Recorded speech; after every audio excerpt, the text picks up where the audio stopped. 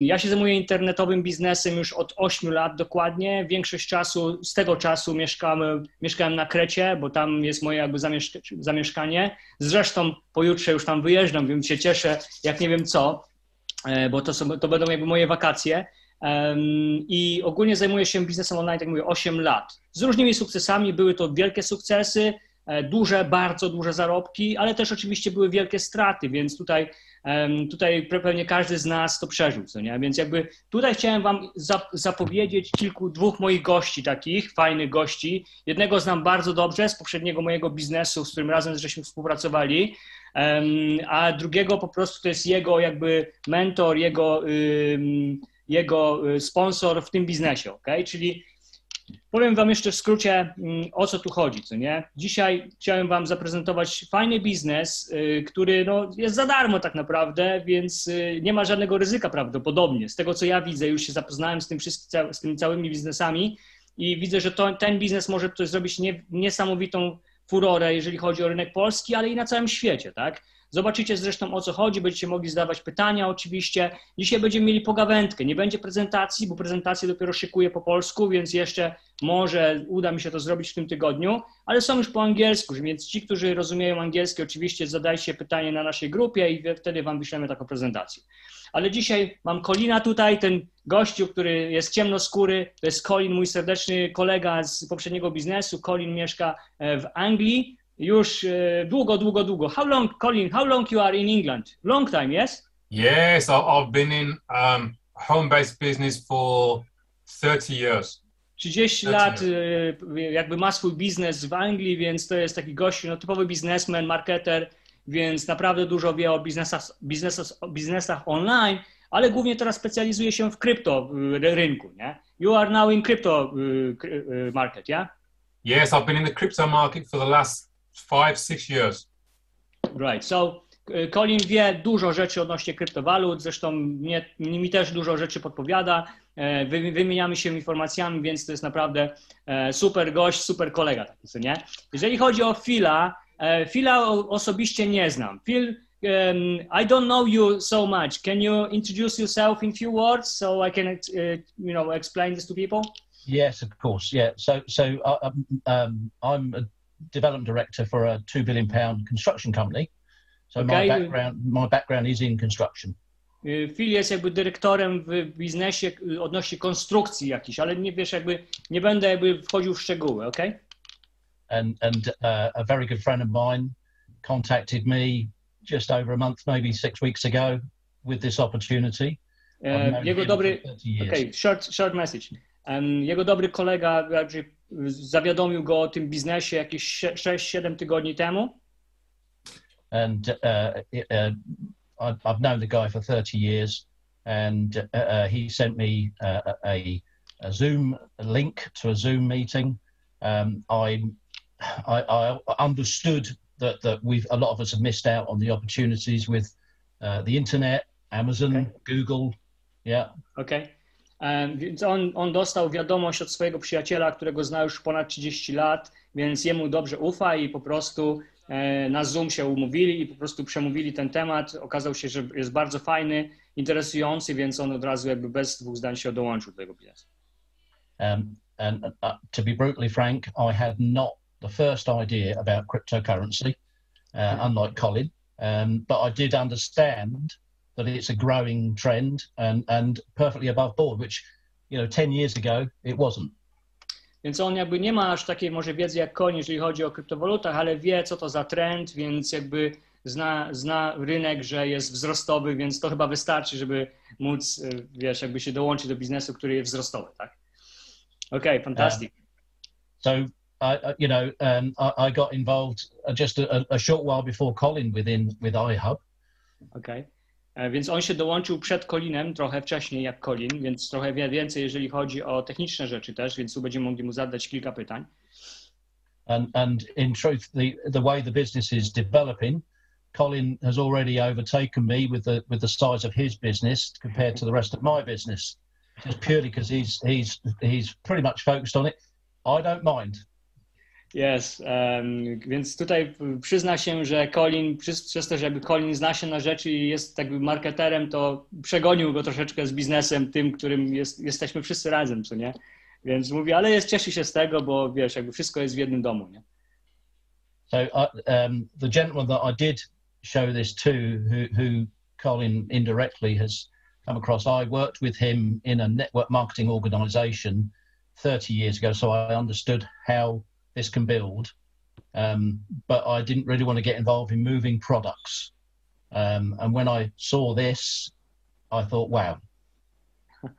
Więc on jest też jakby w biznesie innym, też z produktami, ale on mówi, że nie chciałby mieć do czynienia za bardzo z biznesem, który gdzieś trzeba przenosić produkty, powiedzmy, czy sprzedawać produkty, ale tu jak zobaczył ten biznes i możliwości jego, to powiedział tylko wow, nie?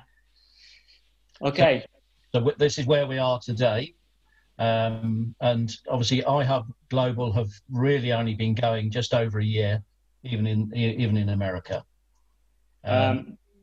iHub Global jest ogólnie trochę jakby jakiś czas na rynku, ale w Stanach jest mniej więcej około roku, wiesz, jakby chodzi on i bardzo duży sukces osiągnął. And in terms of the hotspots and therefore the affiliates that are involved, obviously iHub got working alongside Helium, who obviously are the providers of the network and the cryptocurrency. iHub Global jakby jest też jakby reprezentantem, jak to powiedzieć, how to say this again? Can you repeat please? Because I lost. So iHub Global recognized there was an opportunity to work with Helium. With Helium, yes.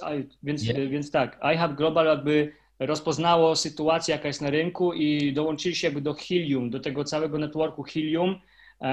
Jakby to jest kryptowaluta Helium, tak? Wiecie, o co chodzi, więc to jest blockchain Helium i dołączyli się do tego, żeby wydobywać tę walutę poprzez te maszynki, można tak powiedzieć, tak? Urządzenia. So this method of marketing is so much quicker to market than developing your own wireless network with towers and masts and what have you. And I could see that. Yes.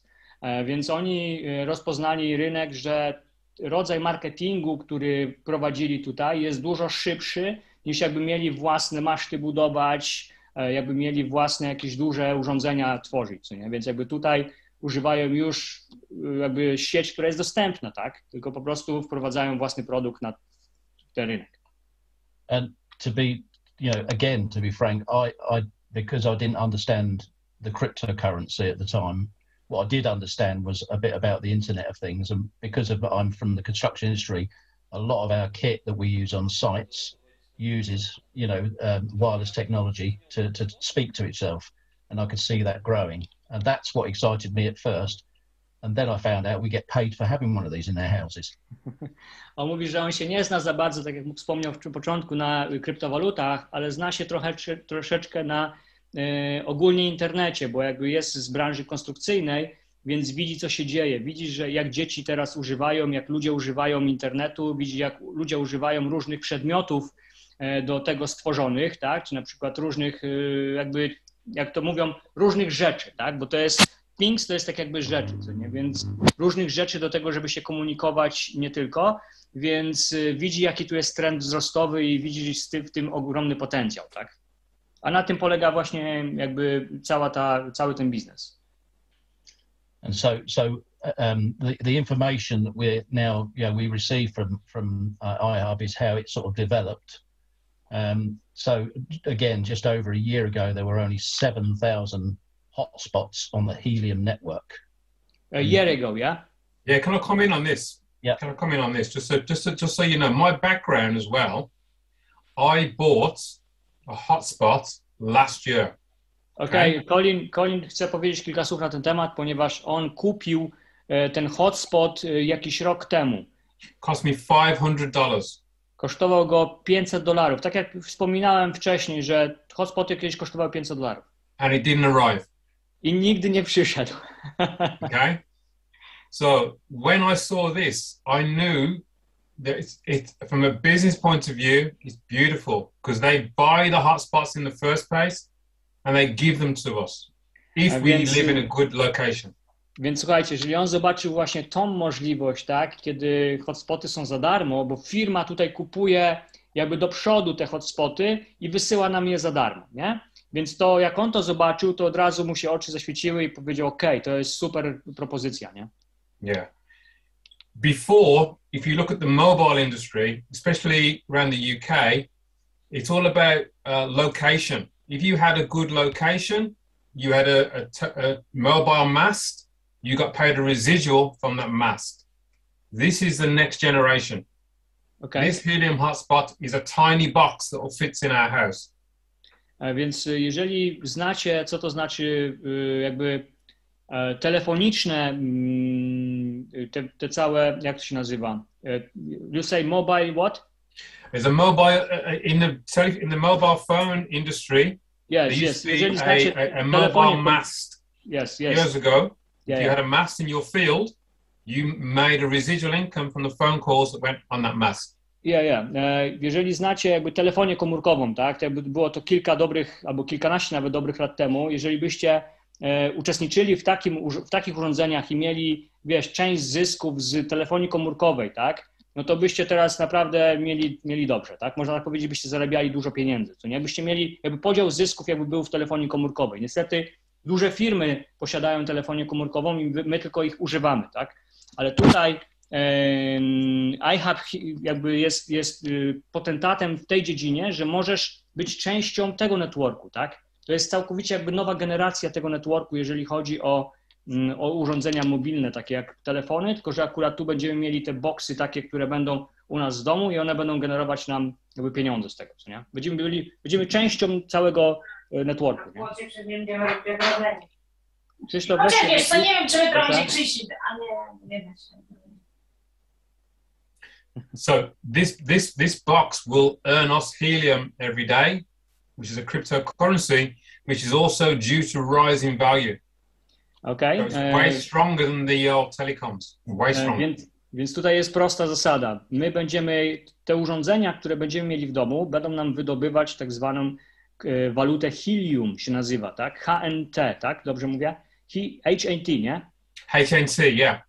Czyli HNT, która, ja tak powiem od siebie, która jest notowana na giełdzie Binance. Binance jest największą giełdą na świecie, a po drugie jest na CoinMarketCap, czyli wśród tysięcy, nawet już prawie 10 000 różnych kryptowalut jest na świecie, a Helium jest na miejscu około chyba 69, jak wczoraj sprawdzałem. Więc naprawdę ta waluta jest już bardzo, bardzo dobrze rozpoznawalna, co nie? Yeah. Now, the beautiful thing about iHub is we get paid for building a network. It's not about your box in your house. It's how many people you share this with. Okej. To fantastyczna wiadomość z tego wszystkiego, z tego biznesu jest to, że mamy płacone też za budowanie tak naprawdę całego networku, tak? Czyli budowanie sieci tych urządzeń, co nie? Jeżeli na przykład niektórzy dzisiaj do mnie napisali, a słuchaj, bo w moim mieście nie ma nikogo. Ja mówię, słuchaj, jesteś naprawdę szczęściarzem, ponieważ ty możesz całą strukturę zbudować u siebie w mieście i możesz zarabiać setki tysięcy. Co ty na to? No i dopiero uśmiech. I just said, some people call me today and they say, that's great.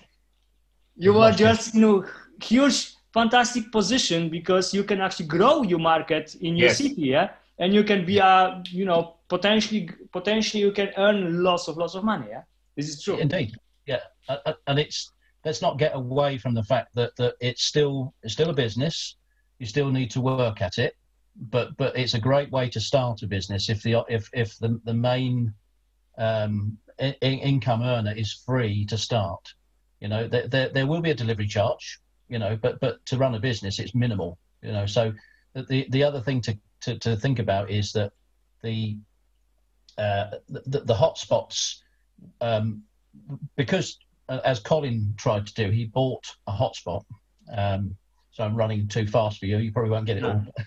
Yeah, that's right. So Colin bought a hotspot last year. It didn't turn up.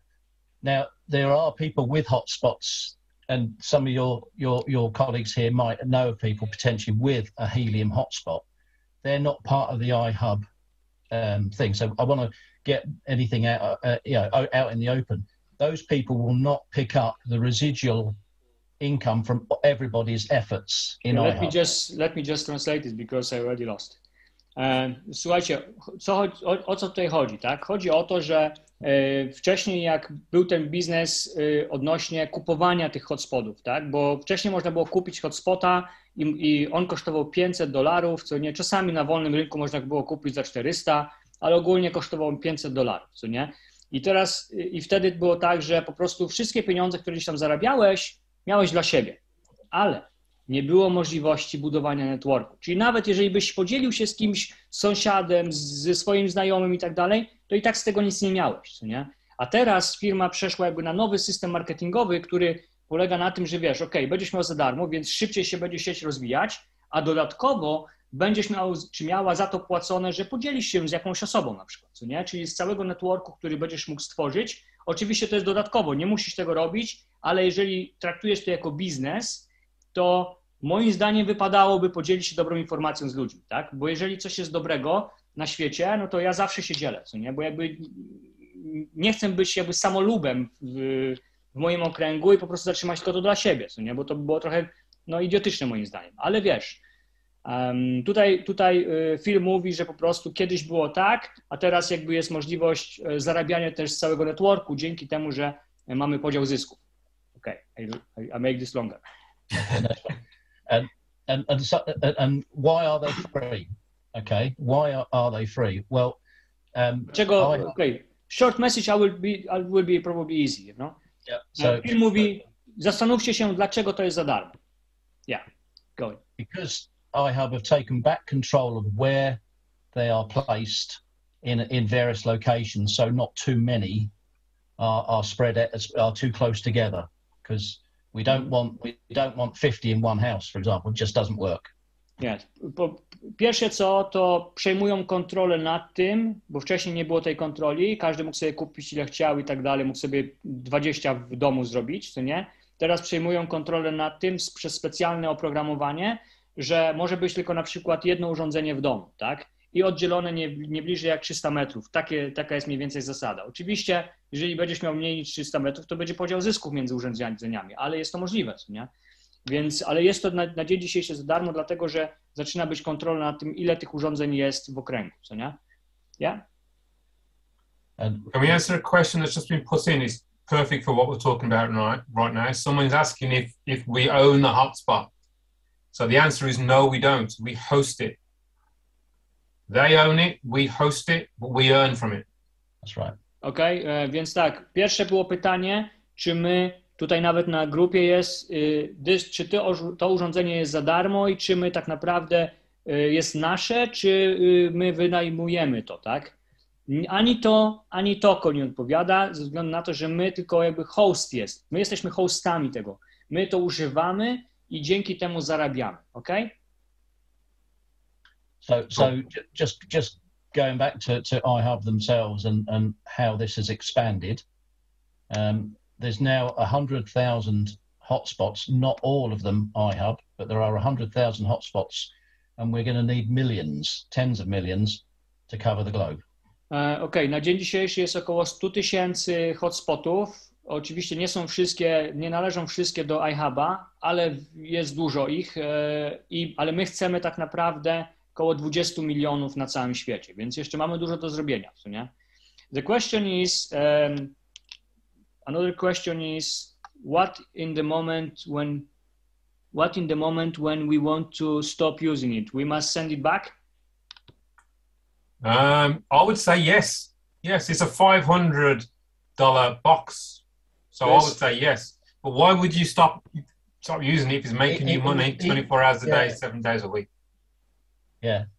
But that's some questions, you know, we have to answer. That's Okay. fine. Słuchajcie, więc wygląda to tak, jeżeli to jest urządzenie warte $500, okay? Więc jeżeli przestajesz używać, to będziesz musiał po prostu prawdopodobnie, nie jesteśmy tego na 100% pewien, ale prawdopodobnie odesłać z powrotem, tak? No ale pytanie Colina jest takie, no jeżeli zarabiasz z tego pieniądze w sumie za darmo, to dlaczego miałbyś wysyłać, tak? To jest pytanie takie troszeczkę no, dziwne, ale okej, pytanie to jest pytanie, nie ma głupich pytań, tak? It's going to be a partnership between us and iHub. iHub want these hotspots all over the globe. The more we help them do that, the more we make. Więc iHub Global chce mieć tych urządzeń jak najwięcej na rynku, tak? Więc im więcej ich będzie, tym super lepiej, bo firma będzie więcej zarabiać, my też będziemy więcej zarabiać, bo nasz network będzie się rozrastał, tak?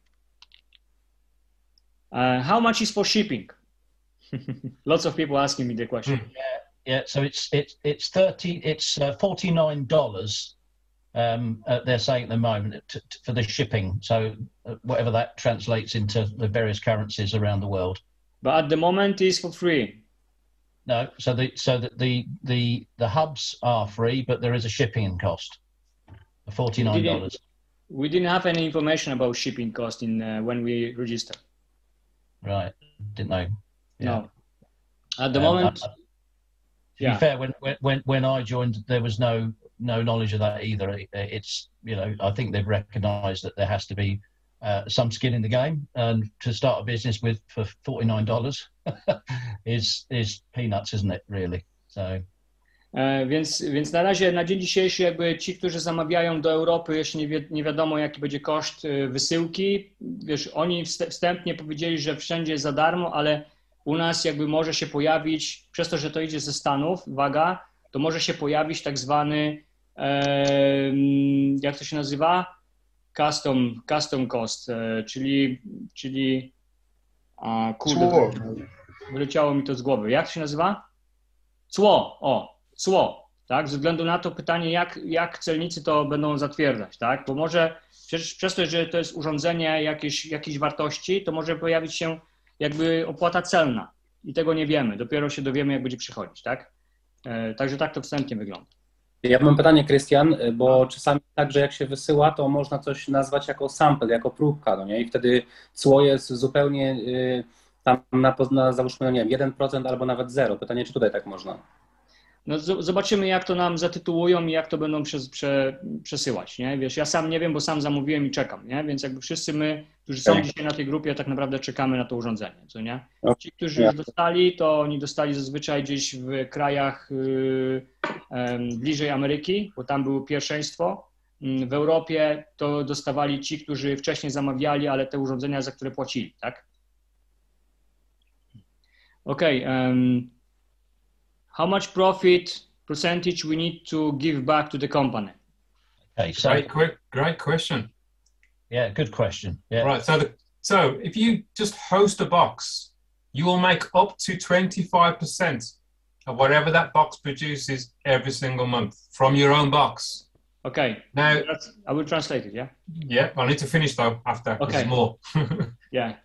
Okej, jeżeli chodzi o profit share tak zwany, czyli o podział zysków, tak, to będzie to około 25% z urządzenia, które będziemy używać, tak, czyli 25% zostaje dla nas, 75% wraca do firmy, ale z tego, że firma jeszcze finansuje cały marketing, więc też będzie to wracać z powrotem do nas w pewien sposób, nie? Okej, Colin. So as you'll see in the compensation plan as we grow, even from your first 5 people that you help build a network, you're going to make 20% from their box.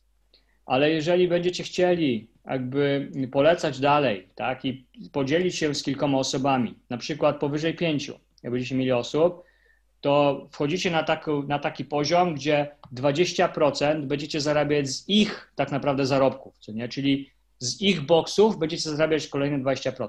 Więc wyobraź sobie 5 osób razy 20% z ich boxów, nie? To będzie super rozwiązanie. The goal here is to personally share this with 35 people.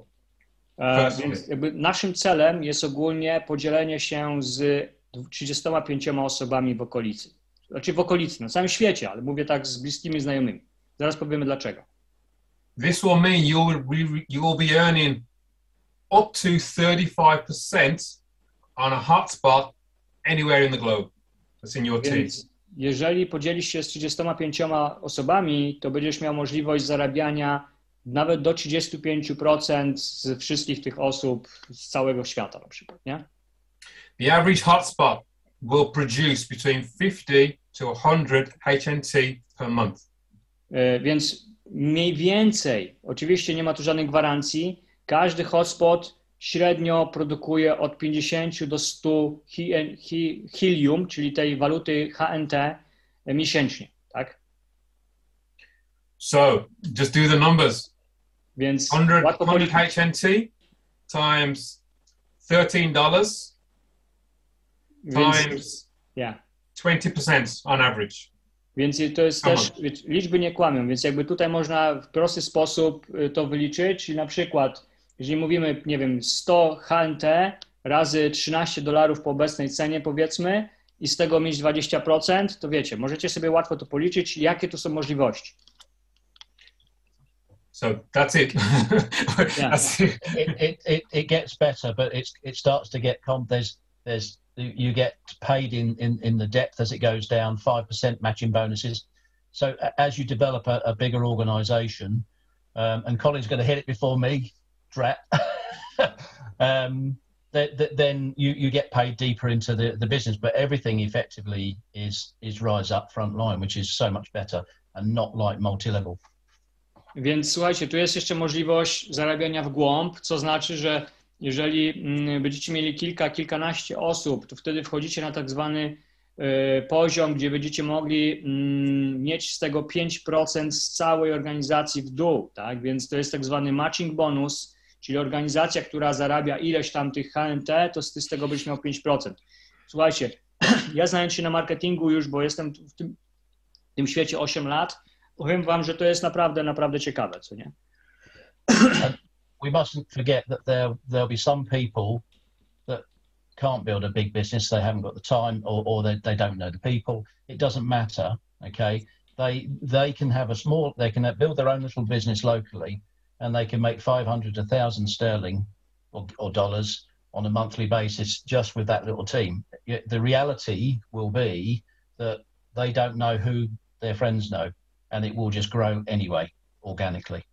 Więc tak, tutaj film mówi, że rzeczywiście nie wszyscy będą budować biznes tak jak może my budujemy i tak dalej, bo nie wszyscy mają na to czas, ochotę, nie wszyscy mają umiejętności i tak dalej, ale wiecie, wystarczy, nie wiem, powiedzieć znajomemu, powiedzieć ciotce, wujkowi i tak dalej, niech oni się zarejestrują i ty zawsze będziesz miał z tego jakieś pieniądze. Niech to wpadnie do ciebie do kieszeni 500, $1000 w miesiącu, no to na pewno znajdziesz czas na to, żeby, nie wiem, pojechać na przykład na wakacje za te pieniądze, tak? I tak dalej, i tak dalej. Więc jakby tutaj możliwości jest wiele. Wystarczy się trochę otworzyć, co nie? Więc oczywiście nie ma przymusu tego, żeby ktokolwiek tutaj rekrutację robił jakąkolwiek, ale pomyśl sobie, żeby nie być samolubnym, co nie? Więc jeżeli jest taka możliwość budowy, no to polecamy to zrobić, tak?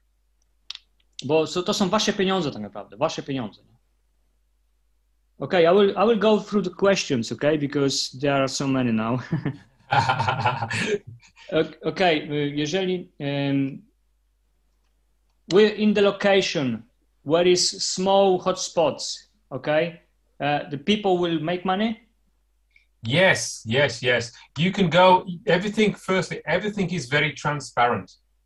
You can go on a map today and see a single hotspot and see what it's producing. Okej, więc Colin mówi, że tak, jeżeli nawet mało jest hotspotów w danej lokalizacji, to też będziesz zarabiał pieniądze, bo wszystko jest tutaj transparentne. Możesz sobie wejść na naszą mapę i sprawdzić dany hotspot, nawet który jest sam gdzieś osobno, on też zarabia pewne pieniądze. Nie są może to duże pieniądze, ale to są jakieś pieniądze, czyli to są jakieś tam zarobki. Nie wiemy dokładnie teraz jakie, no bo trzeba by sprawdzić dokładnie, co nie? Okej. If there's nobody by where you live, that's a positive because you got that whole area to build. This is what I said before. Więc jeżeli oczywiście nie masz żadnego hotspota wokół ciebie, tak, no to oczywiście nasza informacja jest taka, że to jest niesamowity rynek do zrobienia czegoś, tak. Powiem wam tak, ja od siebie mogę tak powiedzieć. Ja jak coś zobaczę, że jest możliwość zarobienia pieniędzy w prosty sposób, gdzie rynku jeszcze nie ma rozbudowanego, no to wiecie, to by było trochę strzeleniem sobie w kolano, żeby tego nie zrobić, co nie? Wiecie, ludzie szukają różnych możliwości na świecie, wiem, bo cały czas do mnie piszą z różnymi propozycjami, ale też z różnymi pytaniami, że czy ja czegoś nie mam dla nich, bo oni by chcieli zarabiać i okazuje się, że rzeczywiście nic ciekawego na rynku nie ma. To znaczy jest parę tematów na rynku ciekawych, ale wiecie, no najczęściej to trzeba inwestować, najczęściej są to jakieś kruczki, tak? A tutaj jakby no zobaczcie, że mamy za darmo biznes, to nie? When the units will arrive to Europe, do you know something? We don't. I don't know. Do you know, Phil? We're being told that there's a big batch that's been put together, and that we're expecting them to start rolling out from August. I don't expect to get mine till the autumn. And the reality will be we build the teams. When they come, they plug in, they switch on, and then we'll see H&T coming in. Okej, więc ja zadałem pytanie, kiedy dostawy będą tych urządzeń, tak? Oni jakby dostali informację, że jest duża paczka, będzie wysyłana w sierpniu. Dokładnie nie wiemy ile i kiedy rzeczywiście będą dostawy już tak konkretnie do ludzi. Na dzień dzisiejszy to, co my robimy, że pracujemy trochę charytatywnie, ja bym to powiedział, tak? Czyli budujemy nasze zespoły, mówimy ludziom, że coś takiego istnieje i wszyscy sobie zamawiają, a jeżeli, wiecie, to może być później fajny moment, kiedy wszyscy dostaną te urządzenia w podobnym terminie i podłączą je do sieci, to nagle zobaczymy kasę spływającą do nas, nie? Więc to będzie super moment na pewno. Na dzień dzisiejszy jakby jest troszeczkę charytatywna praca. Ja dzisiaj na przykład pracowałem praktycznie całą noc, do 3 w nocy, po to, żeby wam powiedzieć o tych informacjach i przekazać wszystkim informacje, jakie trzeba. Nie? Więc słuchajcie, no to jest jakaś tam praca, nie? Nic nie ma za darmo. Jak niektórzy mówią, słuchaj, czy to jest rzeczywiście za darmo? No ja mówię, no tak i nie. Więc zawsze są jakieś tam... Okej, na jakiej zasadzie ta maszynka zarabia hajs? Can you explain us how the unit actually make money? Getting technical now. It's a bit technical. Yes. So the unit just mines cryptocurrency. If people understand how cryptocurrency is mined, it's about solving algorithms, and that's as far as I get. Okay, because it blows your mind.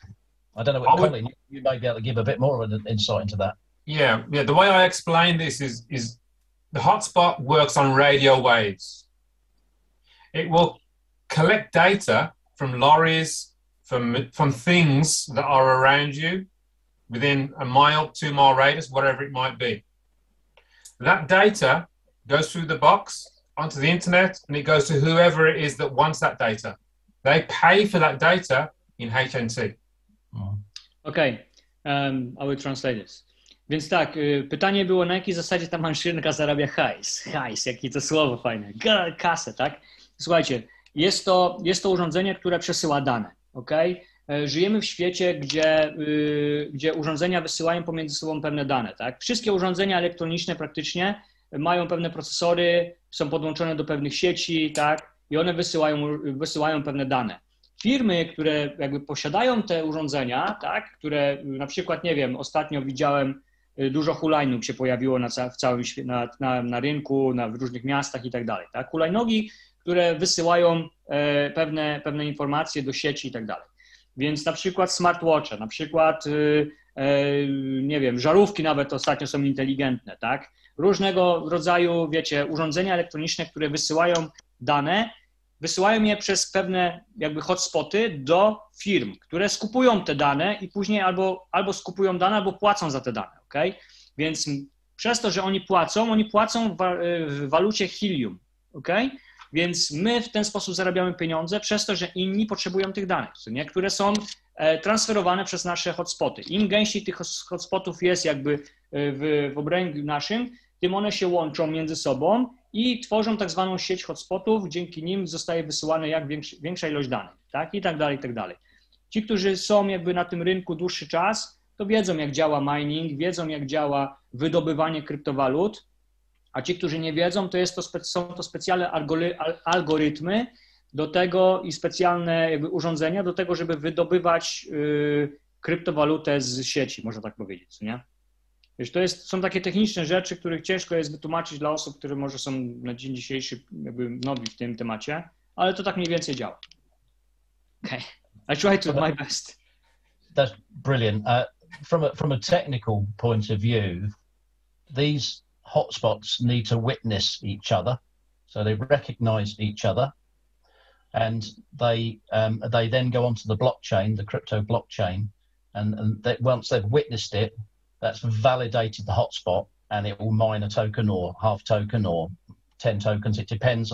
And the more witnesses, and they could be 10 miles away, or they could be 300 meters away. The more witnesses on that day that see your unit and those around it will mine more. Więc tu chodzi o to, że wiadomo, im więcej będzie takich hotspotów gdzieś w okolicy, zazwyczaj nie bliżej jak 300 metrów, ale na przykład kilometr, 2, nawet 3, wtedy jakby te hotspoty, tak jak on wspomniał, się łączą między sobą i wydobywają tej waluty więcej, bo będzie więcej danych przesyłanych. Więc coś takiego mniej więcej wygląda. There is an info when you register. Yes, Marcin, but it's all in English, yeah? That's why people asking. Okej, tutaj wygląda to tak, że jeżeli chodzi o shipping, czyli wysyłkę, no to zależy, opłata może się pojawić, zależy od lokacji, w której mieszkamy, tak? Bo tak jak mówię, może się pojawić jakieś, nie wiem, celne informacje, że jakieś cło trzeba zapłacić za przesyłkę, która zostaje przesłana do nas i tak dalej.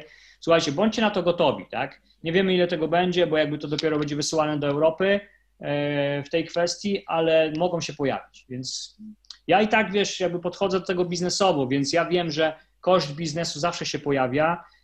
Na dzień dzisiejszy urządzenie zostaje wysyłane za darmo, ale mogą się pojawić jakieś opłaty, jeżeli chodzi na przykład, no nie wiem, przesyłkowe, tak? I've just seen a question on here that's very important. Okay. What is the question? Can you tell me? Okay, so on what technology does this router, hotspot, operate? 4G is the question. The answer is no, it's not 4G. It's not 5G. It's in the high range of VHF. So between VHF and UHF. So around 800 to 900 megahertz. Okay, let me just, yeah. Okej, pytanie było takie, że na jakiej technologii to urządzenie działa, na jakich frekwencjach, czy na jakich falach, tak? Więc tutaj było pytanie, czy to jest 4G, czy 5G. Tutaj Phil mówi, że to ani nie jest 5G, ani 4G. Ono polega na falach radiowych, tak zwanych VHF i jeszcze tych drugich, pomiędzy tymi falami, co nie? Więc to są jakby fale radiowe o wyższej częstotliwości. Jakieś, what is the frequency, you say? Between well, there is a bigger range, but in pretty much the rest of Europe, it's between 800 and 900 megahertz. To są fale pomiędzy 800 MHz do 900 MHz. Do 900, tak? Więc słuchajcie, jest specyfikacja tego urządzenia, która jest na grupie i tam jest wszystko nawet podane, słuchajcie, co nie? Więc I send the specification of the unit in our group, so the information actually there. But probably because people don't understand English very well, that's why the question coming. Yeah, that's fine. It's a very common question. Very common question. There are questions also which people might have in their mind. Does it interfere with our wireless system in the house? The answer is no. They're separate frequencies. There can be issues if you've got cables not shielded, but you know, it's minimal. But because the unit is connected to Wi-Fi, yeah, but it don't use much data. No, it doesn't use hardly any data. That's right. Yeah, and it's a 5-watt unit, so it's £1 a month to run. Okej, słuchajcie, jeżeli chodzi o, bo dużo ludzi się pyta odnośnie naszego Wi-Fi, tak? Czy jest to urządzenie podłączone do Wi-Fi? Tak, ale ono nie używa żadnej daty, co nie? Czyli nie używa jakby naszego internetu w sposób taki, który mógłby ktoś ucierpieć z tego rodzaju, że nie wiem, będę miał przesył danych dłużej i tak dalej. Nie. To tak nie działa do końca. Jest to podłączone po to, żeby miało synchronizację z naszym walletem, czy z naszym portfelem i z naszą aplikacją, co nie? Żebyśmy widzieli wszystko, o co chodzi, co nie? A tak naprawdę to nie używa naszego Wi-Fi w ten sposób, żeby to można było być widoczne w jakiś sposób. A po drugie, jeżeli niektórzy się pytali, słuchaj, bo jeżeli chodzi o mining i kryptowaluty, to często ludzie zadają pytanie, bo zdają sobie sprawę, że to jest kosztowne prądowo, tak? Czyli zużywa to dużo prądu, taka koparka. To jest coś innego, to jest hotspot. On nie używa dużo prądu, on jest zasilany zasilaczem 5-watowym, to znaczy, że zużycie prądu będzie w granicach około $1 miesięcznie, ja bym powiedział w granicach 5 zł miesięcznie, ok? Yeah? Why are you laughing, Colin? No, it's all good. I love it. It's all good. Okay, we're going to go through the question because we have another webinar, yeah? How much is for the network? When we're going to build up the network, how much we're going to earn? The question is. Oh, I expect to be earning 6 figures very, very quickly. Okay. You just got to do the maths. Do the maths. Okay. It depends on how fast you want to build your business. Okay. No, hang on. This community is growing very, very quickly. There's many people here that will be making 5, 6-figure incomes per month very quickly. Okay, pytanie, ile za polecenie, tak? Mariusz tutaj zapytał. Colin odpowiedział tak bardzo ogólnikowo, ale powiedział, wiesz, jego zadaniem jest zarabianie tutaj 6-cyfrowych cyfr, liczb, tak? Kwot, można tak powiedzieć. I to jest bardzo możliwe ze względu na to, że widzi, jak my się rozwijamy. I jeżeli podejmiesz decyzję i zaczniesz działać dosyć mocno, to też jesteś na tej drodze, żeby zarabiać tutaj 6-cyfrowe liczby. Więc no, kwestia, jak do tego podejdziemy. I słuchajcie, ja tak mówię, nie spałem wczoraj praktycznie północy, żeby z wami tutaj czatować, bo miałem ponad 300 wiadomości i odpowiadałem na nie naprawdę dosyć solidnie. I rzeczywiście efekt jest taki, zaraz wam powiem. I will just check my line. Yeah. Let me just check. 45 How many minutes. people? Okay. Ja personalnie zaprosiłem do tego biznesu na dzień dzisiejszy, w ciągu jednego dnia, słuchajcie, od wczoraj, czyli w ciągu jednego dnia, mniej niż 24 godziny, 75 osób. Okay? Czy to jest dużo? Nie wiem, każdy sobie zada to pytanie. Napracowałem się przy tym dosyć sporo, jeszcze robię inne rzeczy oczywiście, pamiętajcie, że nie tylko to, ale razem w strukturze mamy tutaj, przez to, że niektórzy podjęli decyzję o działaniu, 248 osób. Więc naprawdę to jest super, super wynik i gratuluję wam wszystkim, którzy się jakby zaangażowali, bo to jest mega, mega ważne. W ten sposób, w taki szybki sposób na pewno rozwiniemy ten rynek dość mocno i każdy z was będzie zarabiał tutaj duże pieniądze. Colin, I just said, at the moment, I have personally, let me just check, 75 people, okay, personally, Yeah. frontline, Yeah. and in our team is 248 people. Mhm. So it's not too bad, yeah? It's very, very good. It's very good. Now, Amazing. the key is you want to get over 35 directs. That gets you the highest royalty or bonuses from the whole team. That's right. Yeah. The question is, how much Helium is digging for us per month? Well, you're going to earn a percentage from your team. Yeah, but You can get up except to team. 35%. Yeah, from but your except team. Yeah, without team, just the unit. Oh, if you just off your own units, which you're going to get for free, you get 25% of whatever it produces.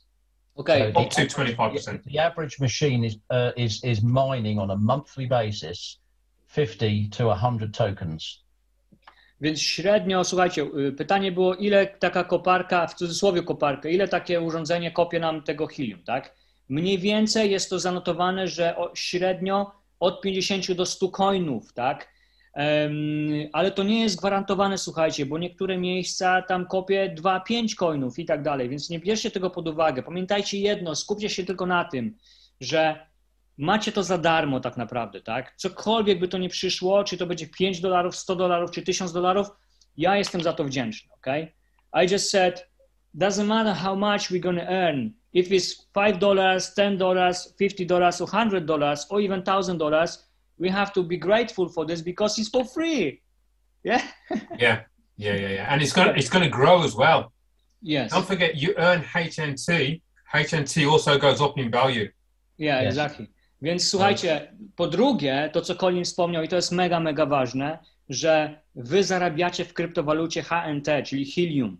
Ta waluta rośnie na wartości, tak? Więc przewidywania są takie, że ta waluta może nawet z tego, co się teraz dzieje, może dojść do ceny nawet $50 do końca roku.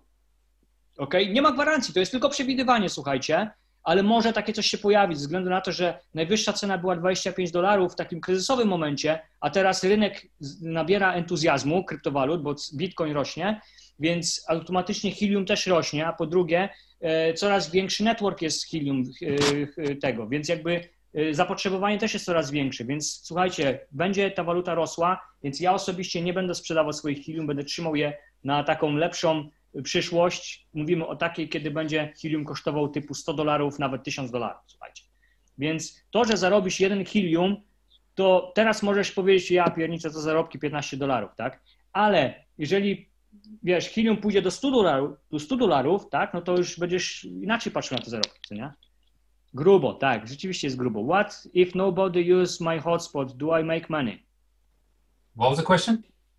What if nobody use my hotspot? Do I still make money?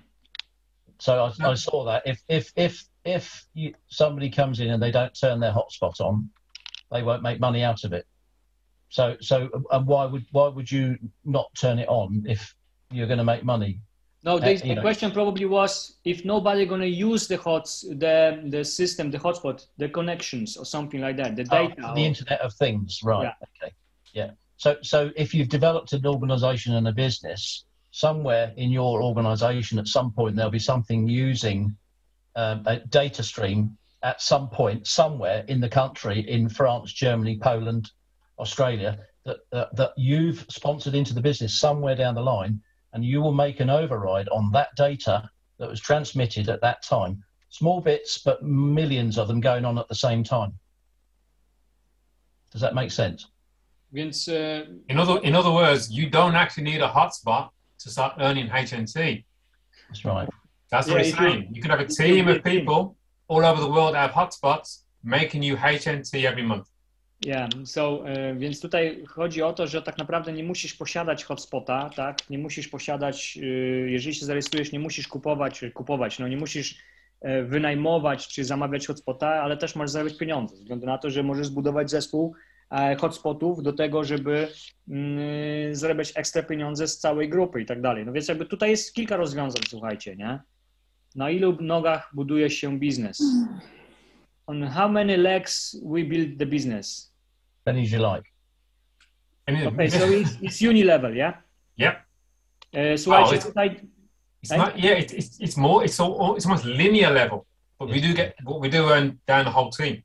Okej, słuchajcie, Maciek, nie buduje się tutaj na nogach, czyli to nie jest jakaś binarka i tak dalej, tylko po prostu jest to tak zwany liniowy marketing, czyli w poprzek możesz zbudować ile chcesz, ale też zarabiamy w dół, bo poprzez to, że mamy matching bonus tak zwany, czyli zarabiamy też kilka procent, chyba z tego co wiem 5% z całej naszej linii w dół, jeżeli oczywiście spełnimy wymagania na przykład na Gold Member, czyli mamy powyżej 35 osób. Więc warto zaangażować się, jeżeli masz 35 osób, to zarabiasz jeszcze więcej, tak? To jest procentowo po prostu. Ten marketingowy plan będzie we wtorek podany na głównym webinarze z szefem, więc jak tylko go otrzymam, to oczywiście rzucę na grupę i zrobię webinar na ten temat, ok? Na dzień dzisiejszy jeszcze mam taką wstępną tylko informację. I quite like the question that I can read this one in English. Magdalena has put, this business is so simple and common sense. You don't have to think too much. The reality is that you don't. Ask somebody if they'll host a hotspot for free and they'll get paid for it. I actually love Magdalena because she is my good friend. We was working together. Colin, we was working in the same business together, you know. I remember. You recognize her, yes, yeah? Yes. I tell you something. She is very successful businesswoman now with some different projects. Okay. But she come today to us and she joined us. So I'm very thankful for this girl. I mean, my friend. Yeah. And yes, simplicity is the key in any business. Correct? Yep. Correct. Absolutely. Exactly. Don't overcomplicate it. There's lot of your group needs to understand there is and will be lots of help on the technical side of things, but this isn't technical. We those little boxes do the technical bit, and there will be things to support when you get awkward questions. So yeah. Ja bym tylko przetłumaczył to, bo Magdalena powiedziała tutaj tak, this business is so simple, come on, you don't have to even think too much, więc to znaczy, że ten biznes jest bardzo prosty, że tak naprawdę nie musimy za dużo tutaj myśleć, co nie? Rzeczywiście ja jestem tego samego zdania albo podobnego, zresztą znam Magdalenę od kilku dobrych lat, zresztą z tego co pamiętam, to zaczynała razem ze mną dobry biznes internetowy, więc znamy się dość dobrze i ona naprawdę teraz jest sukcesywną kobietą, jeżeli chodzi o biznes networkingowy, tak, w pewnej firmie. I powiem wam, że no, powiedziała tutaj totalną prawdę, tak? Ze względu na to, że my musimy upraszczać nasze życie i upraszczać biznes. Im prostszy biznes jest, tym po co go komplikować. Więc jeżeli, słuchajcie, ktoś tu powiedział, że 75% wraca do firmy, że to dużo. Okej, jeżeli wiesz, nie podoba ci się 25% mieć za darmo pieniędzy, twoja sprawa, nie? Ja jestem tego zdania, że jeżeli będę zarabiał $1 miesięcznie, $1, słuchajcie, miesięcznie, ale przez całe życie, przez resztę mojego życia, ja podziękuję za to Bogu, co nie? Ze względu na to, że to będą pieniądze, do których jakby raz zrobiłem pracę, a nic więcej nie będę musiał robić, okej? I jeżeli będę miał takich biznesów 10, to jest $10 dziennie, czy tam miesięcznie, to będzie mój naprawdę dochód pasywny, co nie? Więc słuchajcie, naprawdę tu nie trzeba się zastanawiać nad tym, co nie? Wiesz, jakby to jest też moje zdanie takie. There is another one from Gabrielle. Was the technology FDA/US institution, or i.e. tested by third-party laboratory and biologically tested? And those are questions that we do get asked. And I'll go back to the answer to the last technical question, and that is that this is radio frequency. We've been using it for 100 years. So with our TVs, our Bluetooth, our mobiles, all of that, it is just simply a radio signal. It's not 5G, which people are worried about. There's no radiation. It's a 5-watt box that transmits and receives data, just the same as maybe an Alexa. You know, it's purely that, and not to get concerned or wrapped up in, you know, concerns of health, if you like, because we've been using this technology for many, many years. Więc tutaj prosta odpowiedź na pytanie, czy te fale są szkodliwe i tak dalej. Nie będę się zagłębiał w to pytanie i odpowiedź też, po prostu z tego, co my wiemy i zresztą są do tego informacje odnośnie urządzenia, takie specyfikacje, że to urządzenie nie jest szkodliwe dla zdrowia. Są to fale, które używamy już od dziesiątek lat, a nawet więcej niż dziesiątek lat, ponieważ są to fale radiowe, słuchamy radia, to też te fale jakby nie są szkodliwe. To są fale pomiędzy 800 a 900 MHz, więc to są takie fale, które no, nie są szkodliwe dla zdrowia, z tego co wiem, tak? Okej, mówimy o odległości 300 metrów, a jak urządzenie nie będzie kilkanaście osób mieszkalnych w jednym bloku, to co wtedy? Okej, if the units, let's say we have building with lots of flats, okay? And lots of people will have these units. This is the problem. No. They can't be closer than 300 meters. So the first person that orders it is the one that's going to get it. Yeah. So and that's why timing is so important now for everybody getting involved now, because when you use the Helium track software that everybody's got access to, you will be sending out reports on various locations, and they get 24 hours to claim that piece of real estate. Once it's claimed, nobody else can have that piece of real estate within 300 meters of that unit. Okay, and that's why they're free, because we're iHub are controlling where they go. Więc słuchajcie, to jest to, że 300 metrów to jest takie minimum, co powinno to urządzenie się łączyć, tak? Więc jeżeli coś jest poniżej 300 metrów, to wtedy wchodzimy w tak zwany, nie pamiętam jak się to nazywa, ale wtedy jest podział zysków pomiędzy tymi 300 metrami, tymi dwoma hotspotami, tak? Więc jakby im mniej bardzo blisko jest tych urządzeń, tym lepiej, tak?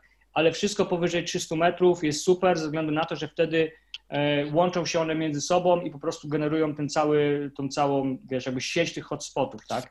Oczywiście, jeżeli się rejestrujemy tutaj i zamawiamy hotspota, a osoba bliżej jak 300 metrów ma tego hotspota, to nam się pojawi informacja na ten temat na czerwono, że ktoś już blisko nas ma to urządzenie, nie? Więc wtedy albo nie będziesz mógł zamówić, albo po prostu zamówisz, ale będziesz się dzielić zyskami z tą osobą, nie? Więc tak to mniej więcej wygląda. Ja tak w skrócie to powiedziałem, okay? Do you need to have do you have to be 18 plus to order the unit? Good question. I don't know. Okay. There's a question. I again, it probably depends from one country to the next, but that's not something I've come across before. Not about you, Colin. I certainly haven't. You may have to prove your address, I guess. So Yeah. you might have to be 18 to do that, maybe. Yeah, I would say so. I mean, you have to get the house owner's approval to have the unit, I guess. Okej, czy pytanie było, czy musisz mieć 18 lat plus? Nie wiemy do końca, ale będziesz musiał na pewno potwierdzić swój adres w jakiś sposób, więc prawdopodobnie tak. But this is crypto, so there's no age limit on crypto. No, that's right. Yeah, but later on, okay, I will say about the card, yeah, because we actually gonna have cards, yeah? Yes. So this is good news. Yes. Słuchajcie, moi drodzy, dowiedzieliśmy się ostatnio na spotkaniu z prezesem w sobotę, z całym szefem, że będziemy mieli możliwość wypłacania tego też na kartę, bo niektórzy, którzy nie są jakby związani z rynkiem kryptowalut, mogą mieć jakieś techniczne problemy, bo trzeba założyć portfel. Znaczy portfel i tak będziesz musiał założyć, ale to będziemy omawiać w przyszłości, w bliskiej przyszłości, może w przyszłym tygodniu, jak założyć portfel i tak dalej. Na dzień dzisiejszy musimy dopiero zrobić prezentację po polsku i tak dalej, więc to dajcie mi trochę czasu. Zresztą, jeżeli ktoś jest, kto ogarnia takie tematy, to z chęcią prosiłbym o pomoc, bo też potrzebuję takiej. Dajcie mi po prostu znać.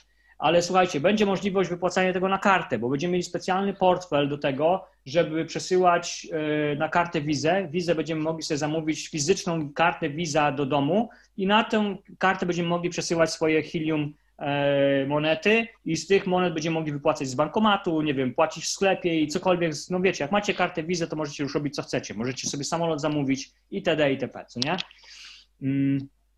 Okay, I just said very quickly about this. Mm-hmm. Yeah. If somebody changes their address, so they move, if somebody moves, then you can change the location of the hotspot to the new address as long as there's nobody already in that area within 300 meters of the new address. But if they're developing an organization, it doesn't matter because you're still paid on your business. Więc słuchajcie, jeżeli chcesz tylko używać urządzenia, no to rzeczywiście ta sytuacja 300 metrów może mieć dla ciebie znaczenie, tak? No bo jeżeli będzie kilka osób w miejscu tym, gdzie ty mieszkasz, to może być dla ciebie to problematyczne ze względu na to, że będziesz po prostu mniej zarabiać, nie? Ale jeżeli budujesz zespół, tak, no to nie ma znaczenia tak naprawdę dla ciebie, bo będziesz zarabiać z zespołu jeszcze dużo pieniędzy tak naprawdę i możesz ten budować zespół globalnie, więc słuchajcie, moim zdaniem przestańcie się ograniczać, bo ograniczenia są tylko w waszej głowie, ok? Nic więcej, tylko w waszej głowie, więc jeżeli zastanowicie się nad tym, co tutaj możecie zrobić, jaki potencjał jest tego, zwłaszcza, że temat jest darmowy i tak naprawdę bez ryzyka, oczywiście poza ewentualną dostawą, która może gdzieś tam coś was kosztować, no to jakie macie tutaj pytania na ten temat, czy wiesz to, czy tamto, nie? Ale okej, pytania nie są głupie, pamiętajcie. In villages, when it's small village, do we still have to think about this, register or not register, or is no problem? Definitely register, definitely. Okej, pytanie było takie, czy na wioskach też warto o tym pomyśleć? Colin mówi, że oczywiście, że tak. They'll be able to share this with people all over the globe and receive HNT from all over the globe. I live in a small village between Bedford and Milton Keynes. Really? I was living where? Cranfield. Really? I was living in Milton Keynes for 10 years, brother. Well, there you go. I'm 9 miles from Milton Keynes and I'm 9 miles from Bedford. Wow, okay. There you go. Yeah. So I was going to the Bedford, my motorbike, 300 per hour on the straight. Yeah. So I've got no hotspots around me at all. They are Milton Keynes or Bedford at the moment. So I think there might be one in another little village over the side to me. But so I've got to build a cluster for my personal one, mine's more. So I'm talking to the locals. So these are people I don't necessarily know, but using the software, we can pinpoint the best spots and I can talk to people who want to earn an extra 500 quid a month or they want to build a business. It doesn't matter. Yeah. Okej, więc tak, na wioskach też można. Tutaj Phil jest z wioski takiej małej, powiedzmy w UK, niedaleko zresztą tam, gdzie ja mieszkałem, około 5 kilometrów ode mnie mieszkał, więc zobaczcie, jaki ten świat jest mały, nie? Więc warto też, ze względu na to, że wystarczy podzielić się taką informacją, nie wiem, z lokalnym sklepem, z jakimś kolegą, z sąsiadem i tak dalej, i jeżeli zrobicie tak zwany cluster, czy one się połączą przez sieć, te iHuby, to wtedy będzie zarabiać po prostu więcej, tak? Bo będą wysyłane dane i tak dalej, więc zawsze jest potencjał, słuchajcie, nie zaprzestajcie, nie zaprzestańcie tego potencjału, co nie? Nie zabijajcie go po prostu. On jest i wykorzystajcie go po prostu, a nie zabijajcie. Okay, the question is, if I have 6 shops, can I order for all 6 shops? Yes. But Yeah. for one person, let's say. One Yes. person for 6 shops. Yes. 6 different addresses, one person. Cool. This is what I want to know because I have a friend, he have 40 different flats. Okay? So this is his, yeah? So he can order 40 different units on one name, but 40 different addresses. Yes, this is true? Yes. Yep. As long as each one of those is assessed and there's nobody else within that 300 meters, he can put a unit in one of those flats, 40 or 100 or 200, it doesn't matter. Fantastic news. Okej, słuchajcie, pytanie było takie, jeżeli mam 6 sklepów na przykład, to czy mogę zamówić na wszystkie lokale? Odpowiedź jest tak. Możesz to zrobić, tylko musisz wtedy tak, podać swoje dane, ale inny adres zamieszczenia hotspota, nie? Rozumiesz, o co chodzi? Czyli adres do przesyłki do ciebie, ale adres montażu w ten adres, który chcesz, żeby on był. Ok? To jest zasada. Więc to jest super wiadomość, bo mam kolegę, który mówił mi dzisiaj o 40 swoich mieszkaniach, że chciałby na 40 mieszkaniach, więc tak, odpowiedź jest tak. So, but the question is, if it's not better, I mean, technically and money making machine to register different people on each address, because then we can have matching bonus from them, yes? No, because you can only put one unit on that address, one individual unit. So if you've got, I guess if you're putting I get that is what you're saying. So if you've got a tenant, I suppose you could in the block of flats, and they could take it on, and then they build a business. In fact, that's better because right. it's their effort then, not yours, going to put them into each flat. And they will look after it. Yes, this is what the way. Because, okay, słuchajcie, jeżeli mamy na przykład, nie wiem, 20 mieszkań, tak, i na każde mieszkanie jest nasze i chcemy na wszystkich mieszkaniach włączyć sobie spota, to tak, możemy to zrobić z naszego imienia i pod nasz adres, ale pod inny adres lokalizacji tego umieszczenia. Można tak zrobić. Ale pytanie, czy nie byłoby lepiej na przykład zarejestrować osobę, która mieszka w tym mieszkaniu, tak? I dać mu to urządzenie i wtedy dodatkowo mamy z marketingu jeszcze płacone, tak? Czyli tak zwany matching bonus i tak dalej, i tak dalej. Więc słuchajcie, w sposób taki, jeżeli możemy zrobić to w ten sposób, to by było na pewno bardziej korzystne finansowo, tak? Ale fizycznie można to zrobić w ten i w ten sposób, nie? Okej. It's so many questions here, oh my god. Na czym polega technologia? Już żeśmy to mówili. Czy te fale szkodzą? Nie. Nie mam mnie na grupie, no to powiedz komuś, żeby się ktoś dodał po prostu. Ja angielski z najpóźniej wbiłem, ale okej, kury przestają się nosić itp. Czy, in the crypto market there is something like split the coin, yeah? Yes, forking, yes. Forking. Yes. Now, I think yesterday was fork for the Helium coin. Yes. What does that mean? We'll see. We'll see how it may affect how much HN2 we can mine, but the value of HN2, if it goes like Bitcoin, the value is going to rise anyway. Okej, słuchajcie, w kryptorynku jest to, że są tak zwane folki, co nie? Co znaczy to, że są, jeżeli od czasu do czasu są tak zwane splity w kryptorynku, co nie? Jeżeli to jest prawdziwy blockchain, prawdziwa kryptowaluta, a Helium taką jest, to takie rzeczy się dzieją. I niestety, jeżeli na dzień dzisiejszy w ciągu tam jakiegoś czasu jest 5 milionów coinów rzucane do sieci, przykładowo do wydobycia, no to jeżeli jest split, czyli tak zwane rozszczepienie łańcuchów, to wtedy jest podział i wtedy jest już 2,5 miliona takich coinów na rynku w tym samym czasie, co nie? Więc trudność wydobycia po prostu rośnie ich. Tak? Więc wtedy są możliwości, że mniej będzie zarobków. Ale plus tego wszystkiego jest taki, że zazwyczaj przy takich sytuacjach rośnie jego cena. Tak jak Bitcoina. Jeżeli jest folk na Bitcoinie, to jego cena wzrasta praktycznie jeszcze raz tyle. Więc słuchajcie, summa summarum, jest to zawsze plus z tego. How many units one person can order? As many as you want, as long as they're 300 meters apart. But we need to put the addresses when we want to put. Yeah. Yeah. So if you've got people local to you that are friendly and they may not want to build a business, but they may host a unit for you. As long as that address goes in there, bearing in mind that when they host, they become an affiliate anyway. Okay, so they'll pick up the 15%, but if they don't develop 5 addresses elsewhere, they'll only ever get 15%, but you'll still make 25% of what that unit's doing.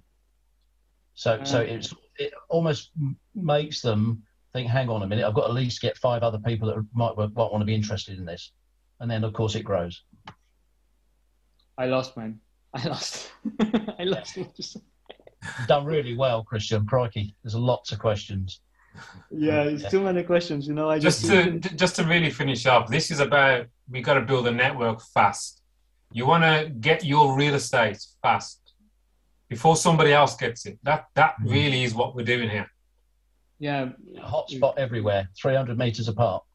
Słuchajcie, naszym celem jest rozmieszczenie tych hotspotów jak najwięcej i jak największą ilość osobom to powiedzieć, tak? Oczywiście możesz zamówić takich hotspotów tak naprawdę z tego, co oni mówili, ile chcesz na jedną osobę, ale musisz potwierdzić adresy, gdzie będą one rozmieszczone, co nie? Czyli automatycznie przy zamówieniu wpisujesz adres przesyłki i na osobę, ale musisz podać adres lokalizacji tego urządzenia, ok?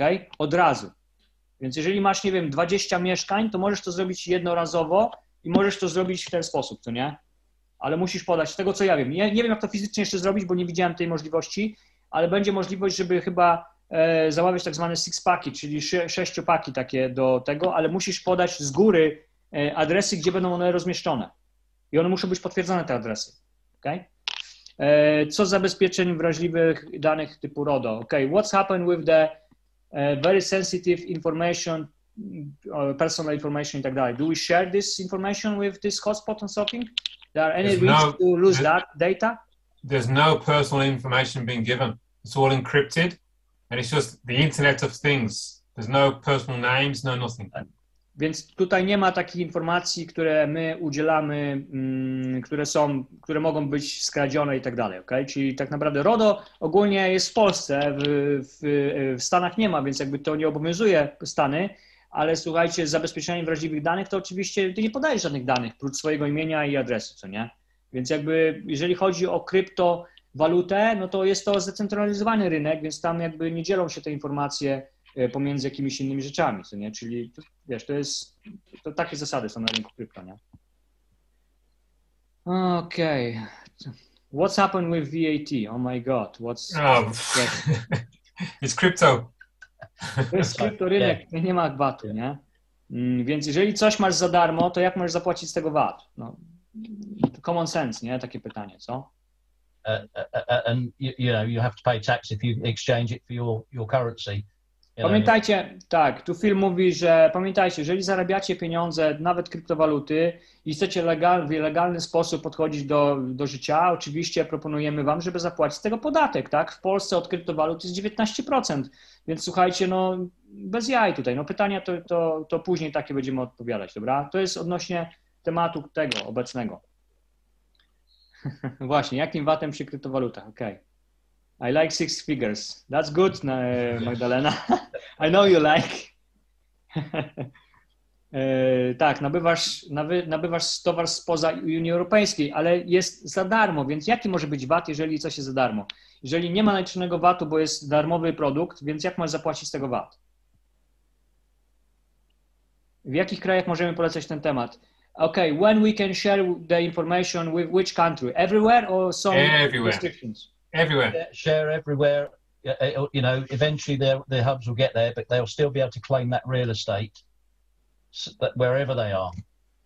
Okej, słuchajcie, tak naprawdę wszędzie możemy to polecać. Nie wiemy, nie znamy, ja nie znam miejsca, gdzie nie możemy o tym opowiedzieć.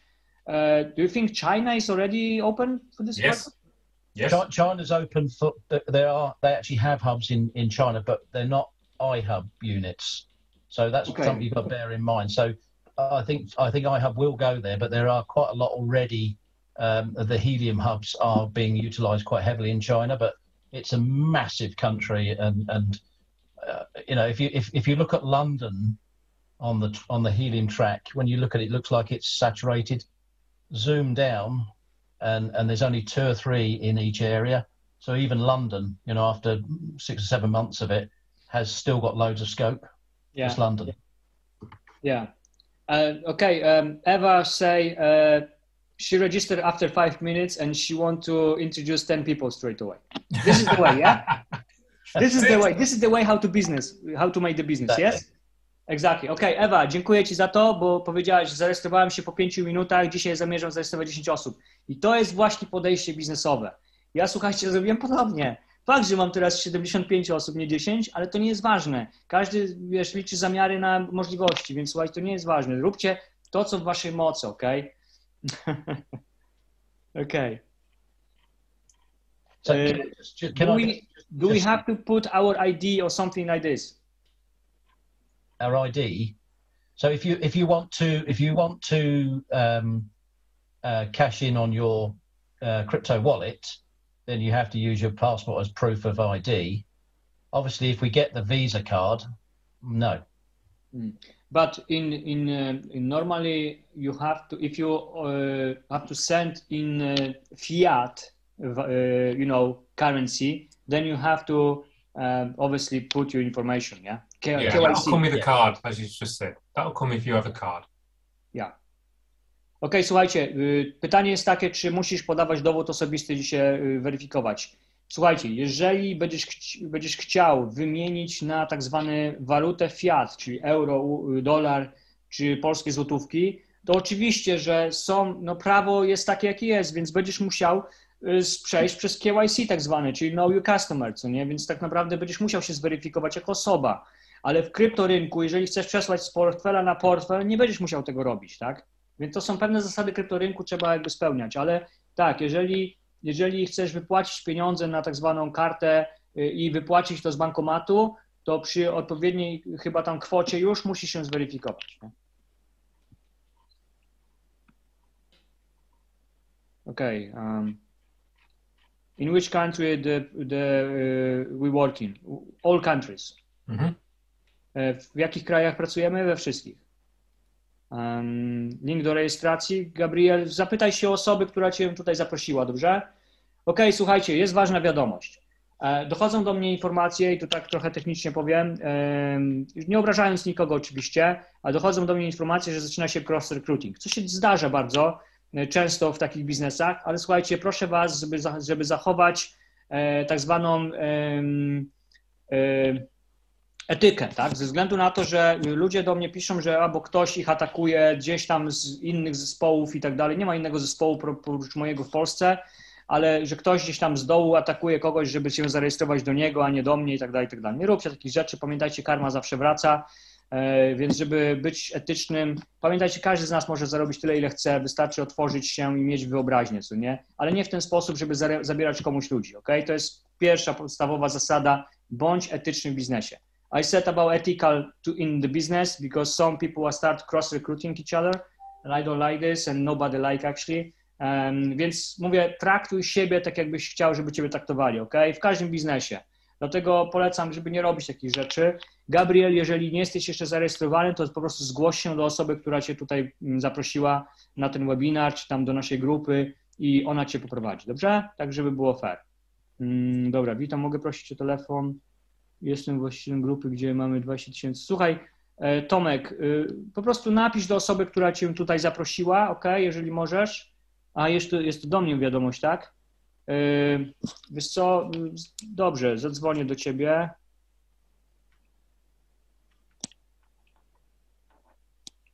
I pogadamy na ten temat, dobrze? To jest chyba do mnie prywatna wiadomość, tak, Tomek? Jeżeli tak, no to pogadamy, dobra? Dobra, what's the technology? Dobra, co tu jeszcze? Do we still have time, guys? Because it's Yeah, 19 questions. I'm okay. So, Okay. Okay, because I can't read all the questions straight away.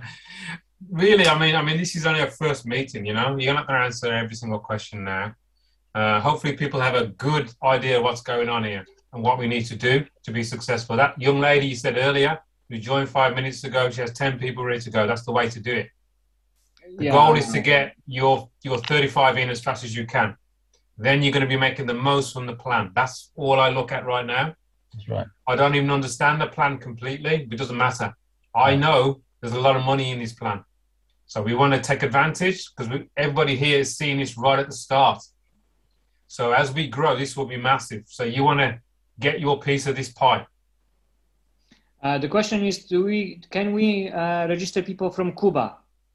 Because there are some restrictions in Cuba. Okay. That's a good question, and we'll find out. Okej, słuchajcie, nie wiem, czy można zarejestrować na Kubie. Zapytamy się to pytanie, dobra? Więc na razie nie mamy takiej odpowiedzi. We're seeing people in Puerto Rico, Brazil. A lot of the South American countries are actually in iHub. We had a launch for a Helium track at the weekend. There was people from all over. Didn't hear anybody from Cuba, but who knows?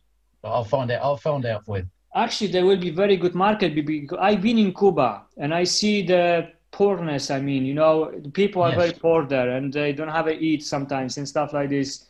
This will be a huge opportunity for them. Yeah. I also say to my people, listen, guys, look countries. I mean, the third countries. Yes, when people make money, $20 per month or even less. Yes. This will be huge opportunity, changing life opportunity to them, yes? Huge difference, yeah. That's why I said. Słuchajcie, powiem wam jedną rzecz, zasadniczą rzecz. Słuchajcie, nie ograniczajcie się tylko do Polski, do swojej lokalnej miejscowości i tak dalej. Mamy miejsce takie jak trzeci świat gdzieś, tak? Gdzie ludzie zarabiają po $10-20 miesięcznie. Wyobraź sobie, dostanie taki iHub do domu, podłączy go, będzie zarabiać, nie wiem, 10, 20, 50, $100 miesięcznie. To jest zmiana życia, rodziny. Rozumiecie, o co chodzi? Popatrzcie globalnie, tak? Co możemy w ten sposób pomóc? Ilu ludziom na świecie? Mówimy o Kubie tutaj. Ja byłem na Kubie, widziałem biedę na tej Kubie. Widziałem na żywo, jak dzieci przychodzą prosić o lizaka, o długopis i tak dalej. Więc widziałem to na żywo, łzy w oczach po prostu. Bardzo dużo emocji powstało w ten sposób. Ale wiem, że to są, jeżeli będzie Kuba otwarta, to ja też tam uderzę w to miejsce, ponieważ ze względu na to, że tam naprawdę możemy zmienić ludziom życie, nie? Nie wiem, jakie są restrykcje na Kubie, rzeczywiście może być jakieś problematyczne, jeżeli chodzi o państwo, ale słuchajcie, jeżeli nie będzie, no to na pewno będzie możliwość ogromna budowania tego biznesu. Okej, czy zarabianie Helium jak hossa na krypto się skończy? Słuchaj, zarabiasz tak czy inaczej, czy hossa się skończy, czy będzie hossa, to nie jest ważne. Ważne, żeby zarabiać Helium i je trzymać po prostu, jeżeli chcesz. Oczywiście to jest twoja sprawa, czy to jest sprzedaż, czy nie po danej cenie rynkowej. Ja będę oczywiście trzymał ze względu na to, że ja wiem, że rynek krypto i tak będzie szedł do góry. Czy to będzie Bitcoin, a za Bitcoinem idą wszystkie kryptowaluty, a Bitcoin prawdopodobnie będzie nawet $100,000 warty niebawem. Więc to jest tylko kwestia czasu, co nie? Więc no, to jest wasza sprawa, co ty z tym Helium zrobisz. Tak czy inaczej będziesz go zarabiał z tego boksu, co nie? Okej. There is an interesting question here, Christian, that what kind of companies are buying the data, what country in general? So in general, it currently is in the USA, and companies like Nestle are utilizing the Helium network now because there's enough expanse over there to help them track their vending machines. When they run out, then it automatically links and tells them that it's run out using the Helium network. Where before they had to put a SIM card in every machine and use a huge amount of power. They now can tap into this, and obviously that data stream, whoever's got those units, they're picking up a percentage of what that's doing. There'll be hundreds of companies like that. Więc słuchajcie, tam pytanie było, jakie firmy kupują ten rodzaj daty tej, czy całej tych informacji, tak, bazy informacyjnej i tak dalej. Jest mnóstwo takich firm, które używają systemu Helium, całego blockchaina Helium, tak, i kupują takie ilości danych, więc jakby to jest na całym świecie już, co nie? Więc tych firm jest mnóstwo. On tam wspomniał o jakichś firmach, które ja osobiście nie znam, ale są takie duże firmy, które kupują w paczkach dużą ilość informacji i po prostu i te informacje są rozpowszechniane do tam gdzieś tam, coś tam przez te urządzenia i tak dalej, nie? No. Does the units mine crypto or is only company which pays you in crypto? The units mine cryptocurrency. Okej, więc tak, pytanie było, czy akurat to urządzenie wydobywa nam krypto, czy firma płaci nam po prostu w krypto? To urządzenie wydobywa nam krypto, okej? Ono jest podłączone do wallet. So the miner machine actually, the units, the hotspot is actually connected to the wallet, yes? To our wallet or the company wallet? You will, oh, go on. Go on, Colin. You're going to get a Helium wallet. You'll put that address in your back office. When you put the address in the back office, that's where your Helium is going to go to. And you can have it sent, you can send it to your Visa card that you're going to get, or send it to an external wallet if you wish. But how, because if, when I understand, and one question was like this from my friend. If the unit making for us the Helium, how the company make the split over? This, I mean the... Oh, that's the software. That's just the software inside the box. So is the smart contract or what is this? Oh, I don't know. I don't know. It's just going to be, that box will be programmed. And that's We're all linked. Also why it's linked to the Wi-Fi in each unit, in each location, so they can read what the unit is doing on a daily basis. And then their software will monitor that and apportion the right percentages to each individual that's got those units. Okej, więc pytanie było tak, że czy to urządzenie wydobywa krypto, czy firma nam płaci w krypto? To urządzenie wydobywa krypto i każde urządzenie jest podłączone do naszego walletu, który będziemy zakładać później, ja wszystko wam pokażę. I w naszym back office, czyli w naszym biurze będziemy musieli wpisać nazwę tego naszego portfela, i automatycznie to urządzenie ma takie oprogramowanie, które rozdziela już tą kryptowalutę, które będzie wydobywać, na tak zwane portfele firmowe i nasze, co nie? Więc część idzie do firmy, czyli te 75%, 25% zostaje u nas na naszym wallecie. Tak to będzie działać. Must be get to the bottom of the pile. Still 99. Jesus. It's good. Do you see the questions also? Yeah. But I think we need to... I can only read the odd one. Okay, the question is because some misunderstanding, they seen some price in the back office, the $99, yes? Okay, I will explain this, because I know what is this.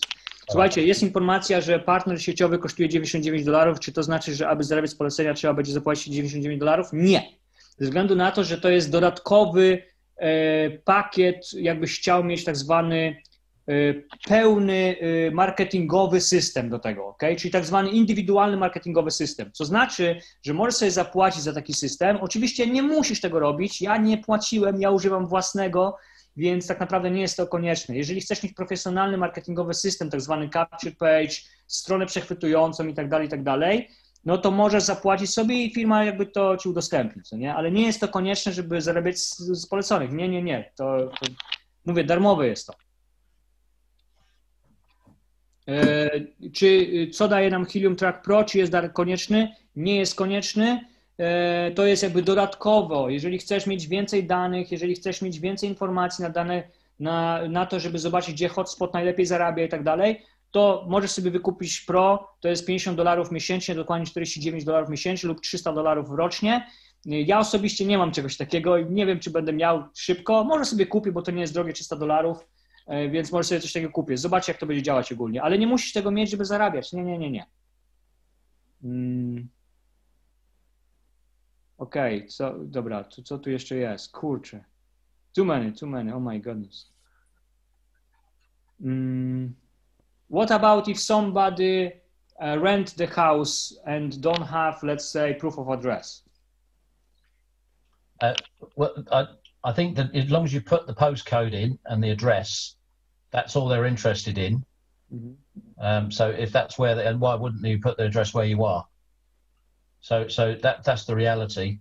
I mean, I've got. In fact, the person that brought me in does actually live in rented at the moment. He's waiting for his house to be finished off. and he's had to, he got in quite a bit while ago, and he's now having to, he will have to keep that unit in there when it arrives. Słuchaj, jeżeli na przykład wynajmujesz mieszkanie, to nie szkodzi, możesz wynajmować mieszkanie, po prostu masz adres zamieszkania, więc na pewno masz jakieś potwierdzenie adresu nawet, więc to raczej nie będzie problemu nawet jak wynajmujesz mieszkanie, ok? Więc no, tak, coś takiego. Okay, the question is, another question, what the data is sending, blah, blah, blah. Okay, I will explain this. Słuchaj, Piotr, tak? Piotr, mówiłeś, zadam ponowne pytanie i tak dalej. Mówiliśmy już o tym, mam nadzieję, że dostałeś odpowiedź, ale powtórzę, że to nie są dane nasze, tylko są dane rzeczy, takie jak hulajnogi, jak nie wiem, jakieś rzeczy po prostu, tak, różne. One transferują dane, tak, pomiędzy sobą, pomiędzy firmami i tak dalej, pomiędzy aplikacjami. To są tego typu rzeczy przesyłane przez te hotspoty. To są tak zwane Internet of Things, czyli internetowe przesyłanie danych od rzeczy, nie od ludzi, nie od naszych informacji, ok? Czyli tu nie trzeba żadnych danych potwierdzać i zgadzać się na cokolwiek, ok?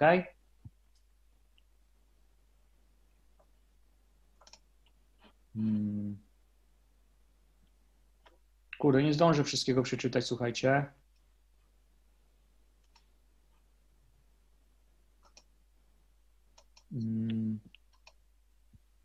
Słuchaj, Gabriel, tu nie wiem, czy to jest ta informacja, tutaj powinna być.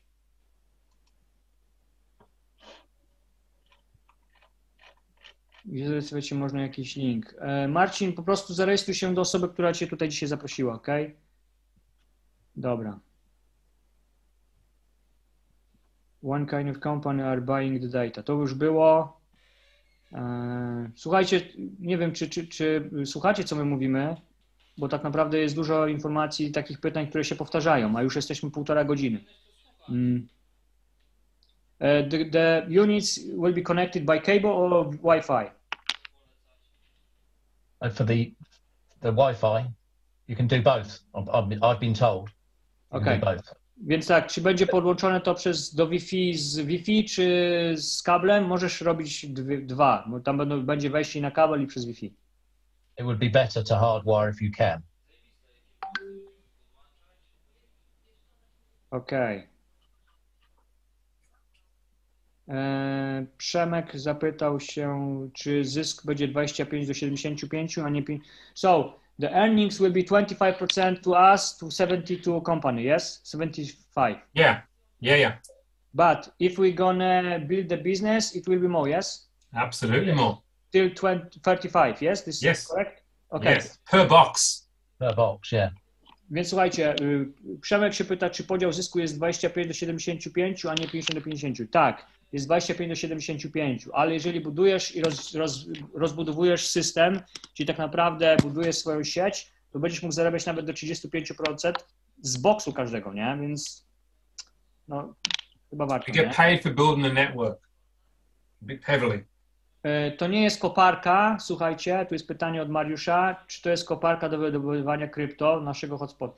To jest hotspot, tam się dzielą, to jest inny rodzaj wydobycia, to jest wydobycie proof of sharing, tak zwane, nie? To jest wydobycie, tak zwane potwierdzenie przez podzielenie się, coś takiego. I to nie jest POS, co nie, tylko to jest po prostu, to nie jest proof of stake, to proof of sharing. Taki rodzaj wydobycia jest tutaj coinów. Somebody seen that on YouTube that was 50-50. That could be a different system, but this is what it is now. I know it's 25-75 because we get the box for free. Yeah. So just so people understand, you can go and buy a box and get 100% of what your box does, but that's all you're going to get. Yeah. To możliwe, że to był jakiś inny system, bo tych systemów jest ponoć kilka na świecie, ale często jest takie, że musisz kupić takiego hotspota, że nie jest za darmo, tylko musisz go kupić. Często on kosztuje $400-500, ok? Ale tu się szybciej rozwija marketingowo przez to, że jest system za darmo. No widzisz, 250 osób w ciągu jednego dnia się zarejestrowało tylko w Polsce, więc słuchaj, może warto skorzystać z tego darmowego, nie? Dobra, kończymy, słuchajcie, bo naprawdę jest już tutaj dużo czasu.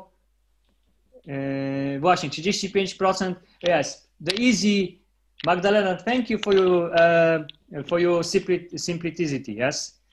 The easy way, 35% times 100,000 boxes. What the fuck? Sorry. Magdalena, dziękuję Ci za Twoją jakby wiesz, Twoją prostotę tutaj. Tak, 35% razy 100,000 boxes, tak? Czyli 100,000 takich... Don't forget each box is doing 50 to 100 HNT per month. Tak, więc słuchajcie, no nie komplikujcie sprawy, nie? Ja bym chciał zarabiać 1% z tych 100,000 i jestem zarobiony, tak? Ale jeżeli mamy zarobić 35% ze 100,000 boksów na przykład, które możemy zbudować, ja w ciągu jednego dnia mam tutaj boksów zamówionych około 250, no to grubo, nie? To grubo. Okej, moi drodzy, bardzo Wam dziękuję dzisiaj. Słuchajcie, bo będziemy naprawdę mogli, możemy tak gadać i gadać i gadać i gadać i gadać i gadać i gadać i gadać, ale możemy bić pianę i bez przyczyny. Słuchajcie, weźcie się za robotę, okej? I po prostu zacznijcie naprawdę podejmować decyzje konkretne, żeby zarabiać na tym pieniądze, okej? Więc taka jest moja oczywiście dla Was rada. No dobra, dzięki za webinar. Grubo. Na razie. Mam nadzieję, że Wam się podobało i żeśmy odpowiedzieli na Dzięki za webinar.